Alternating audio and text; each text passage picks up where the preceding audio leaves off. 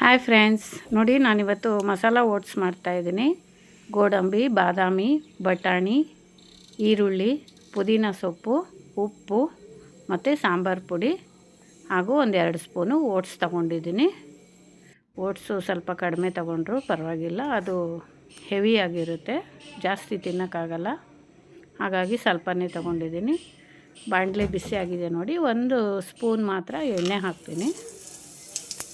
ಇದು ಸ್ವಲ್ಪ ಜೀರಿಗೆ ಹಾಕ್ತೀನಿ. ಜೀರಿಗೆ ಜೀರ್ಣಕ್ಕೆಲ್ಲ ಒಳ್ಳೆಯದು ಅಂತ ಜೀರಿಗೆ ಎಲ್ಲದಕ್ಕೂ ಯೂಸ್ ಮಾಡ್ತೀನಿ. ಈಗ ನೋಡಿ ಗೋಡಂಬಿ ಮತ್ತು ಬಾದಾಮಿ ಹಾಕ್ಬಿಟ್ಟು ಹುರ್ಕೊಳ್ತಾ ಇದ್ದೀನಿ. ಇದು ಚೆನ್ನಾಗಿ ಫ್ರೈ ಆಗಬೇಕು. ಈಗ ಬಟಾಣಿ ಹಾಕಿ ಬಟಾಣಿನೂ ಹುರ್ಕೋಬೇಕು ಸ್ವಲ್ಪ ಹೊತ್ತು. ಬಟಾಣಿ ತುಂಬ ಚೆನ್ನಾಗಿರುತ್ತೆ ತಿನ್ನೋದಕ್ಕೆ. ರಾತ್ರಿ ನೆನೆಸಿಟ್ಟಿದ್ದ ಬಟಾಣಿ ಬೆಳಗ್ಗೆ ಚೆನ್ನಾಗಿ ನೆಂದಿರುತ್ತೆ. ಅದನ್ನು ಈ ಥರ ಫ್ರೈ ಮಾಡ್ಕೋಬೇಕು. ಈಗ ನೋಡಿ ಈರುಳ್ಳಿ ಹಾಕಬೇಕು. ಒಂದು ಈರುಳ್ಳಿ ಸಾಕಾಗುತ್ತೆ. ನಾನು ಇದು ನನ್ನ ಒಬ್ಳಿಗೆ ಮಾತ್ರ ಮಾಡ್ಕೊತಿರೋದು. ಮನೇಲಿ ಯಾರು ಓಟ್ಸ್ ತಿನ್ನಲ್ಲ, ಹಾಗಾಗಿ ನಾನು ಮಾತ್ರ ಓಟ್ಸ್ ನನಗೆ ಇಷ್ಟ, ತಿಂತೀನಿ, ಹೆಲ್ದಿ ಫುಡ್ ಅಂತ. ಹಾಗಾಗಿ ಸ್ವಲ್ಪ ಮಾತ್ರ ಮಾಡ್ತಾಯಿದ್ದೀನಿ ನೋಡಿ. ನಿಮಗೆ ಎಷ್ಟು ಬೇಕೋ ಅಷ್ಟು ನೀವು ಜಾಸ್ತಿ ತರಕಾರಿ ಓಟ್ಸು ಎಲ್ಲ ಜಾಸ್ತಿ ತೊಗೊಂಡು ಮಾಡ್ಕೋಬೋದು. ಇನ್ನು ಎಕ್ಸ್ಟ್ರಾ ತರಕಾರಿನೂ ನೀವು ಮಿಕ್ಸ್ ಮಾಡ್ಬೋದು. ಇದಕ್ಕೆ ಒಂದು ಬಟ್ಲು ನೀರು ಹಾಕಿದ್ದೀನಿ ನೋಡಿ. ನೀರು ಚೆನ್ನಾಗಿ ಇವಾಗ ಮರಳ್ತಾ ಇದೆ, ಅಂದರೆ ಕುದೀತಾ ಇದೆ. ಈಗ ಓಟ್ಸ್ ಹಾಕಿ ಅದನ್ನು ಈ ಥರ ಮಿಕ್ಸ್ ಮಾಡಬೇಕು.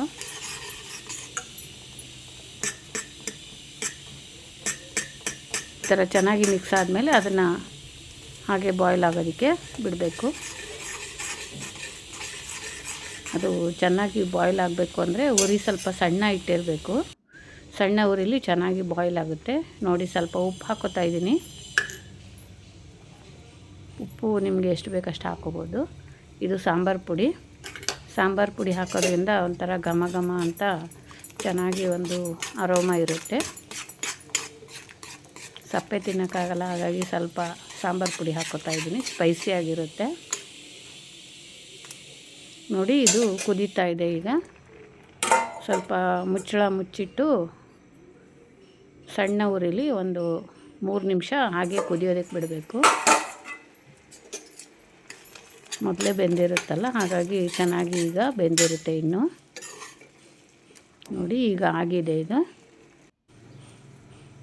ಇದನ್ನ ಒಂದು ಬಟ್ಲಿಗೆ ಹಾಕೋತಾ ಇದ್ದೀನಿ. ನಾನು ಸ್ವಲ್ಪ ಕಡಿಮೆನೇ ತಿನ್ನೋದು. ಇದು ಸ್ವಲ್ಪ ಪುದೀನ ಸೊಪ್ಪೇನು ಬಿಸಿ ಇರುವಾಗಲೇ ಹಾಕೋದು ಬೇಡ, ಇದನ್ನ ಬಟ್ಲಿಗೆ ಹಾಕ್ಕೊಂಡ್ರೆ ಸಾಕು. ಪುದೀನ ಜೀರ್ಣಶಕ್ತಿ ಚೆನ್ನಾಗಿ ಇಂಪ್ರೂವ್ ಮಾಡುತ್ತೆ. 1-2 ಪೀಸ್ ಆ್ಯಪಲ್ಲು, 1-4 ದ್ರಾಕ್ಷಿ. ಫಲಾಹಾರ ಅಂದರೆ ಬೆಳಗ್ಗೆ ಹಣ್ಣು ತಿನ್ನಬೇಕು ಅಂತ ಹೇಳ್ತಾರೆ, ಹಾಗಾಗಿ ಸ್ವಲ್ಪ ಮಿಕ್ಸ್ ಮಾಡ್ಕೊಂಡಿರ್ತೀನಿ. Thank you friends. Thank you for watching.